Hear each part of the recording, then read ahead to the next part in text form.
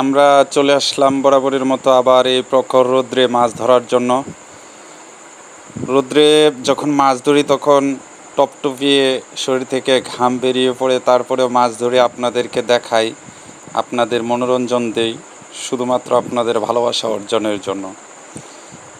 প্রথমে একটি ট্যাংরা, আলহামদুলিল্লাহ ট্যাংরা দিয়ে শুরু করলাম। ভিডিওটা অবশ্যই ভালো হতে যাচ্ছে। ভালো ভালো মাছ এই নদী থেকে আমরা পেয়ে থাকি। টোপ হিসাবে পিঁপড়ার ডিম ব্যবহার করেছি। গত ভিডিওতে আমি বলেছিলাম যদি এই ধরনের ছিপ কারো প্রয়োজন হয় আমাকে অবশ্যই কমেন্টস করে জানাবেন, ঠিকানা দিবেন, আমি ঠিকানা অনুযায়ী পাঠিয়ে দিব। আরেকটি ট্যাংরা মাছ, এগুলি গুলশা না, এগুলি হলো ট্যাংরা, খুব স্বাদের মাছ। গুলশাটাও স্বাদের, ট্যাংরাগুলিও স্বাদের। তো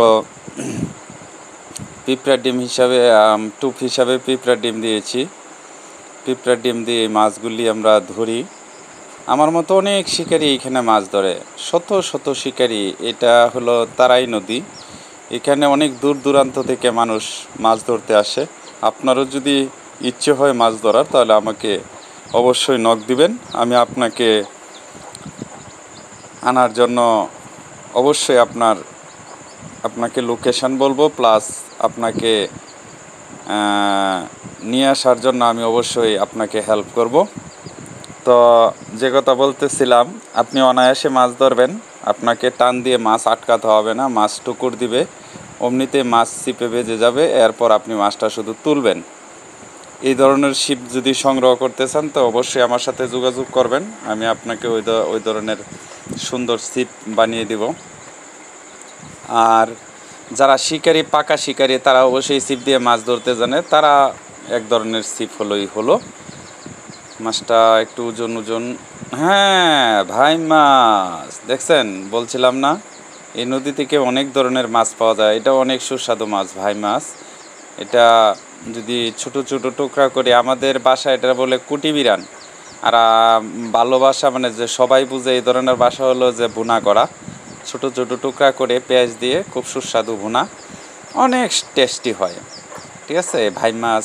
এরপরে আছে ওই লিটা মাছ, এরপরে আছে পুয়াল কাটা, আয়ের মাছ। ঠিক আছে, এইগুলি মানে যে কুড়ি বিরান যেটাকে বোনা বলা হয়, বোয়াল মাছ, অনেক স্বাদ হয়। ঠিক আছে, তো সবচেয়ে টেস্টি হয় এই যে ভাই মাছ। ভাই মাছের যে বোনাটা, এটা অনেক টেস্টি হয়, এটা জিভে লেগে থাকে, গ্রানও খুব সুন্দর। আরেকটি মাছ, ভাই মাছের প্রশংসা করতে গিয়ে আরেকটি মাছ ধরে ফেললাম, এটা বললাম পরে।